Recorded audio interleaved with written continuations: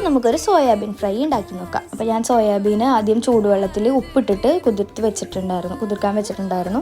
ബാക്കി എല്ലാം പൊടികൾ ഐറ്റംസ് എടുക്കുക. അതിൽ കൂട്ടത്തിൽ ഞാൻ കുറച്ച് ഇഞ്ചി വെളുത്തുള്ളി പേസ്റ്റും കുറച്ച് ചിക്കൻ മസാലയും കൂടി ഞാൻ ആഡ് ചെയ്യുന്നുണ്ട്. പിന്നെ കുറച്ച് വേപ്പിലയും കൂടി ഇട്ടോ.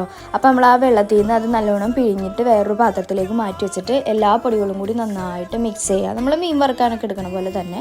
പിന്നെ കുറച്ച് വേപ്പിലയും കൂടി ഇട്ട് അപ്പോൾ അതെല്ലാം സെറ്റ് ചെയ്ത് കഴിയുമ്പോഴത്തേക്കും നമുക്ക് പാൻ അടുപ്പത്തേക്ക് വെക്കാം. അപ്പോൾ അത് ചൂടായി കഴിയുമ്പോഴത്തേക്കും നമുക്ക് ഓയിൽ ഒഴിച്ച് കൊടുക്കാം. അപ്പോൾ ഇത് ചെറിയ സോയാബീൻ ആയതുകൊണ്ട് വെള്ളത്തിലിട്ടിട്ടും കുറച്ച് വീർത്തിട്ടുണ്ടായിരുന്നുള്ളൂ. വലിയ സോയാബീൻ ആയിരുന്നില്ല, ചെറുതായിരുന്നു. അപ്പോൾ അത് പാൻ ചൂടായിട്ടുണ്ട്. അതിലേക്ക് നമുക്ക് കുറച്ച് ഓയിൽ ഒഴിച്ച് കൊടുത്തതിന് ശേഷം ഇത് അങ്ങോട്ട് കംപ്ലീറ്റ് ഇട്ട് കൊടുക്കാം കേട്ടോ. അത് കഴിഞ്ഞ് ജസ്റ്റ് അങ്ങോട്ടും ഒന്ന് ഇതാക്കിയിട്ട് തീ നല്ലോണം കൂട്ടി വയ്ക്കണം, എന്നാലേ നല്ല ഫ്രൈ ആവുള്ളൂ. അത് കഴിയുമ്പോഴത്തേക്കും ദേ ഇങ്ങനെ ആയിട്ടുണ്ടായിരുന്നു. ഇത് കഴിയുമ്പോൾ നമുക്ക് ഓഫ് ചെയ്തെടുക്കാം.